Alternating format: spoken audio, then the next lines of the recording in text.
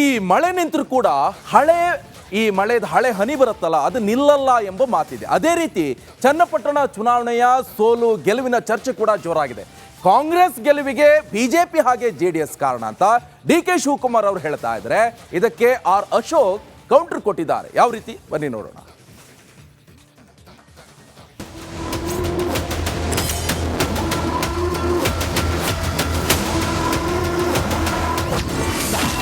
Channapatna by ಎಲೆಕ್ಷನ್ನಲ್ಲಿ Nikhil ಸೋಲು. Congress JDS ಮಧ್ಯೆ ನಿಲ್ಲದ talk fight. Channapatna ಉಪಸಮರದಲ್ಲಿ ಕಾಂಗ್ರೆಸ್ನ ಸಿಪಿ ಯೋಗೇಶ್ವರ್ ಗೆಲುವಿನ ಪತಾಕೆ ಹಾರಿಸಿದ್ದಾರೆ. ಇತ್ತ ನಿಖಿಲ್ ಕುಮಾರಸ್ವಾಮಿ ಸೋಲಿನ ಚರ್ಚೆ ಶುರುವಾಗಿದ್ದು ಕಾಂಗ್ರೆಸ್ ಮತ್ತು ಜೆಡಿಎಸ್ ಮಧ್ಯೆ ಟಾಕ್ ಫೈಟ್ ಜೋರಾಗಿದೆ. ನಿಖಿಲ್ ಸೋಲಿನ ಬಗ್ಗೆ ದೆಹಲಿಗೆ ಹೋಗಿ ಬಂದು ಮಾತನಾಡ್ತೇನೆ ಎಂದು ಎಚ್.ಡಿ. ದೇವೇಗೌಡರು ಹೇಳಿದ್ರೆ ಜನರ ತೀರ್ಮಾನ ಒಪ್ಕೋತೀವಿ ಎಂದು ಕುಮಾರಸ್ವಾಮಿ ಹೇಳಿದ್ರು.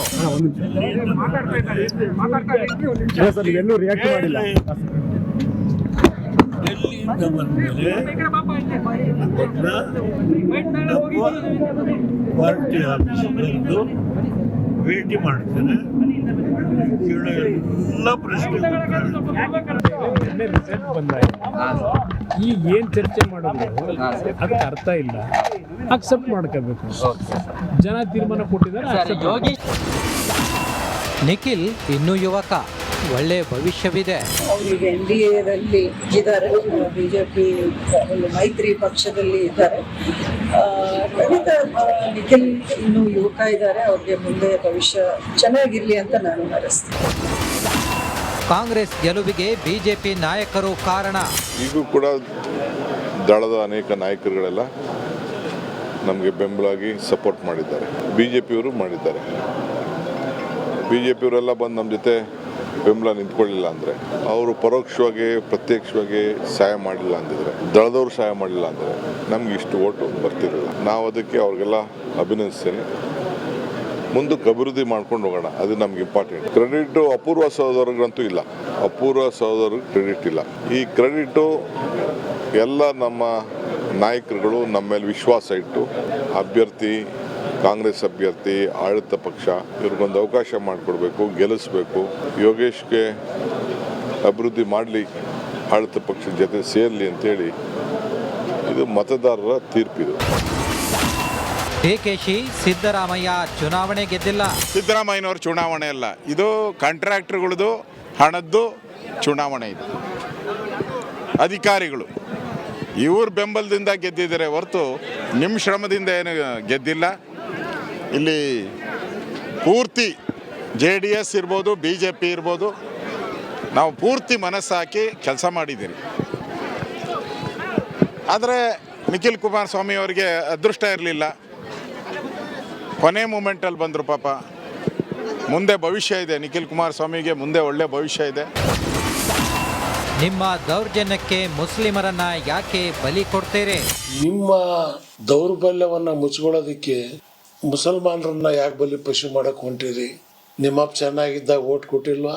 ಮಗ ನಿಖಿಲ ನಿಮ್ಮ ಅಜ್ಜನಿಗೆ ರಾಮನಗರದಲ್ಲಿ 32,000 ಜನ ಸಾಬ್ರು 95ರಲ್ಲಿ ಓಟ್ ಕೊಟ್ಟಾಗ ನಿಮ್ಮ ಅಜ್ಜ ಚೀಫ್ ಮಿನಿಸ್ಟರ್ ಆದ. 18 ಸೀಟ್ ಪಾರ್ಲಿಮೆಂಟ್ ಗೆಲ್ಸಿದ್ರು, ನಿಮ್ಮ ಅಜ್ಜ ಪ್ರೈಮ್ ಮಿನಿಸ್ಟರ್ ಆದ್ರು. ಮರ್ತು ಬಿಟ್ಟೇನಪ್ಪ, ನೀನಿನ್ನೂ ಹುಟ್ಟಿಲ್ಲ ಅಂದಂಗೆ ಕಾಣುತ್ತೆ. ಅವಾಗ ಒಟ್ಟಾರೆ ಚನ್ನಪಟ್ಟಣ ಚುನಾವಣೆಯ ಸೋಲು ಗೆಲುವಿನ ಬಗ್ಗೆ ಚರ್ಚೆಗಳು ಜೋರಾಗಿದೆ. ಈ ಚರ್ಚೆ ಯಾವ ಮಟ್ಟಕ್ಕೆ ಹೋಗಿ ನಿಲ್ಲುತ್ತೋ ಎಂಬುದನ್ನ ಕಾಯ್ದು ನೋಡಬೇಕಿದೆ. Bureau report, Republic Kannada. ಈ ಮಳೆ ನಿಂತರೂ ಕೂಡ ಹಳೆ ಹನಿ ಬರುತ್ತಲ್ಲ ಅದು ನಿಲ್ಲಲ್ಲ ಎಂಬ ಮಾತಿದೆ. ಅದೇ ರೀತಿ ಚನ್ನಪಟ್ಟಣ ಚುನಾವಣೆಯ ಸೋಲು ಗೆಲುವಿನ ಚರ್ಚೆ ಕೂಡ ಜೋರಾಗಿದೆ. ಕಾಂಗ್ರೆಸ್ ಗೆಲುವಿಗೆ ಬಿಜೆಪಿ ಹಾಗೆ ಜೆಡಿಎಸ್ ಕಾರಣ ಅಂತ ಡಿ.ಕೆ. ಶಿವಕುಮಾರ್ ಅವರು ಹೇಳ್ತಾ ಇದ್ದಾರೆ. ಇದಕ್ಕೆ ಆರ್ ಅಶೋಕ್ ಕೌಂಟರ್ ಕೊಟ್ಟಿದ್ದಾರೆ. ಯಾವ ರೀತಿ ಬನ್ನಿ ನೋಡೋಣ.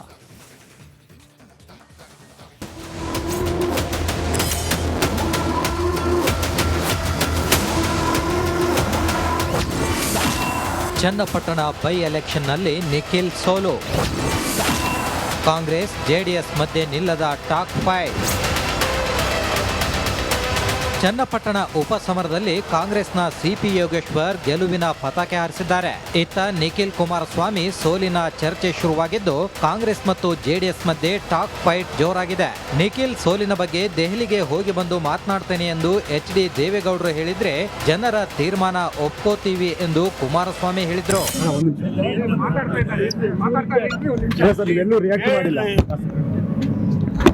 ಡೆಲ್ಲಿಯಿಂದ ಬಂದಮೇಲೆ ಅದನ್ನ ನಮ್ಮ ಪಾರ್ಟಿ ಆಫೀಸ್ ಕರೆದು ಭೇಟಿ ಮಾಡ್ತೇನೆ.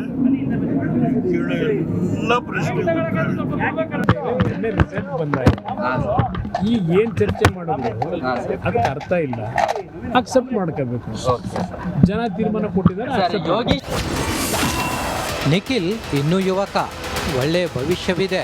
ಈಗ NDAದಲ್ಲಿ ಇದ್ದಾರೆ, ಬಿಜೆಪಿ ಒಂದು ಮೈತ್ರಿ ಪಕ್ಷದಲ್ಲಿ ಇದ್ದಾರೆ. ಖಂಡಿತ ನಿಖಿಲ್ ಇನ್ನೂ ಯುವಕ ಇದ್ದಾರೆ, ಅವ್ರಿಗೆ ಮುಂದೆ ಭವಿಷ್ಯ ಚೆನ್ನಾಗಿರ್ಲಿ ಅಂತ ನಾನು ಹಾರೈಸ್ತೀನಿ. ಕಾಂಗ್ರೆಸ್ ಗೆಲುವಿಗೆ ಬಿಜೆಪಿ ನಾಯಕರು ಕಾರಣ. ಈಗೂ ಕೂಡ ದಳದ ಅನೇಕ ನಾಯಕರುಗಳೆಲ್ಲ ನಮಗೆ ಬೆಂಬಲಾಗಿ ಸಪೋರ್ಟ್ ಮಾಡಿದ್ದಾರೆ. BJPಯವರು ಮಾಡಿದ್ದಾರೆ. BJPಯವರೆಲ್ಲ ಬಂದು ನಮ್ಮ ಜೊತೆ ಬೆಂಬಲ ನಿಂತ್ಕೊಳ್ಳಿಲ್ಲ ಅಂದರೆ, ಅವರು ಪರೋಕ್ಷವಾಗಿ ಪ್ರತ್ಯಕ್ಷವಾಗಿ ಸಹಾಯ ಮಾಡಿಲ್ಲ ಅಂದಿದ್ರೆ, ದಳದವರು ಸಹಾಯ ಮಾಡಿಲ್ಲ ಅಂದರೆ ನಮ್ಗೆ ಇಷ್ಟು ಓಟು ಬರ್ತಿರಲಿಲ್ಲ. ನಾವು ಅದಕ್ಕೆ ಅವ್ರಿಗೆಲ್ಲ ಅಭಿನಂದಿಸ್ತೇನೆ. ಮುಂದಕ್ಕೆ ಅಭಿವೃದ್ಧಿ ಮಾಡ್ಕೊಂಡು ಹೋಗೋಣ, ಅದು ನಮ್ಗೆ ಇಂಪಾರ್ಟೆಂಟ್. ಕ್ರೆಡಿಟು ಅಪೂರ್ವ ಸಹೋದರರಿಗಂತೂ ಇಲ್ಲ, ಅಪೂರ್ವ ಸಹೋದರಿಗೆ ಕ್ರೆಡಿಟ್ ಇಲ್ಲ. ಈ ಕ್ರೆಡಿಟು ಎಲ್ಲ ನಮ್ಮ ನಾಯಕರುಗಳು ನಮ್ಮ ಮೇಲೆ ವಿಶ್ವಾಸ ಇಟ್ಟು ಅಭ್ಯರ್ಥಿ, ಕಾಂಗ್ರೆಸ್ ಅಭ್ಯರ್ಥಿ, ಆಡಳಿತ ಪಕ್ಷ ಇವ್ರಿಗೊಂದು ಅವಕಾಶ ಮಾಡಿಕೊಡ್ಬೇಕು, ಗೆಲ್ಲಿಸ್ಬೇಕು, ಯೋಗೇಶ್ಗೆ ಅಭಿವೃದ್ಧಿ ಮಾಡಲಿ, ಆಡಳಿತ ಪಕ್ಷದ ಜೊತೆ ಸೇರಲಿ ಅಂತೇಳಿ ಇದು ಮತದಾರರ ತೀರ್ಪಿದು. ಡಿಕೆಶಿ ಸಿದ್ದರಾಮಯ್ಯ ಚುನಾವಣೆ ಗೆದ್ದಿಲ್ಲ. ಸಿದ್ದರಾಮಯ್ಯನವ್ರ ಚುನಾವಣೆ ಅಲ್ಲ, ಇದು ಕಾಂಟ್ರಾಕ್ಟರ್ಗಳದು ಹಣದ್ದು ಚುನಾವಣೆ. ಇದು ಅಧಿಕಾರಿಗಳು ಇವ್ರ ಬೆಂಬಲದಿಂದ ಗೆದ್ದಿದ್ದಾರೆ ಹೊರತು ನಿಮ್ಮ ಶ್ರಮದಿಂದ ಏನು ಗೆದ್ದಿಲ್ಲ. ಇಲ್ಲಿ ಪೂರ್ತಿ JDS ಇರ್ಬೋದು, BJP ಇರ್ಬೋದು, ನಾವು ಪೂರ್ತಿ ಮನಸ್ಸಾಕಿ ಕೆಲಸ ಮಾಡಿದ್ದೀರಿ. ಆದರೆ ನಿಖಿಲ್ ಕುಮಾರಸ್ವಾಮಿ ಅವರಿಗೆ ಅದೃಷ್ಟ ಇರಲಿಲ್ಲ, ಕೊನೆ ಮೂಮೆಂಟಲ್ಲಿ ಬಂದರು. ಪಾಪ ಮುಂದೆ ಭವಿಷ್ಯ ಇದೆ, ನಿಖಿಲ್ ಕುಮಾರಸ್ವಾಮಿಗೆ ಮುಂದೆ ಒಳ್ಳೆ ಭವಿಷ್ಯ ಇದೆ. ನಿಮ್ಮ ದೌರ್ಜನ್ಯಕ್ಕೆ ಮುಸ್ಲಿಮರನ್ನ ಯಾಕೆ ಬಲಿ ಕೊಡ್ತೀರಿ? ನಿಮ್ಮ ದೌರ್ಬಲ್ಯವನ್ನ ಮುಚ್ಕೊಳ್ಳೋದಿಕ್ಕೆ ಮುಸಲ್ಮಾನರನ್ನ ಯಾಕೆ ಬಲಿ ಪಶು ಮಾಡಕ್ ಹೊಂಟಿರಿ? ನಿಮ್ಮಪ್ಪ ಚೆನ್ನಾಗಿದ್ದಾಗ ಓಟ್ ಕೊಟ್ಟಿಲ್ವಾ? ಮಗ ನಿಖಿಲ ನಿಮ್ಮ ಅಜ್ಜನಿಗೆ ರಾಮನಗರದಲ್ಲಿ 32,000 ಜನ ಸಾಬ್ರು 95ರಲ್ಲಿ ಓಟ್ ಕೊಟ್ಟಾಗ ನಿಮ್ಮ ಅಜ್ಜ ಚೀಫ್ ಮಿನಿಸ್ಟರ್ ಆದ. 18 ಸೀಟ್ ಪಾರ್ಲಿಮೆಂಟ್ ಗೆಲ್ಸಿದ್ರು, ನಿಮ್ಮ ಅಜ್ಜ ಪ್ರೈಮ್ ಮಿನಿಸ್ಟರ್ ಆದ್ರು. ಮರ್ತು ಬಿಟ್ಟೇನಪ್ಪ, ನೀನಿನ್ನೂ ಹುಟ್ಟಿಲ್ಲ ಅಂದಂಗೆ ಕಾಣುತ್ತ. ಅವಾಗ ಒಟ್ಟಾರೆ ಚನ್ನಪಟ್ಟಣ ಚುನಾವಣೆಯ ಸೋಲು ಗೆಲುವಿನ ಬಗ್ಗೆ ಚರ್ಚೆಗಳು ಜೋರಾಗಿದೆ. ಈ ಚರ್ಚೆ ಯಾವ ಮಟ್ಟಕ್ಕೆ ಹೋಗಿ ನಿಲ್ಲುತ್ತೋ ಎಂಬುದನ್ನ ಕಾಯ್ದು ನೋಡಬೇಕಿದೆ. Bureau report, Republic Kannada.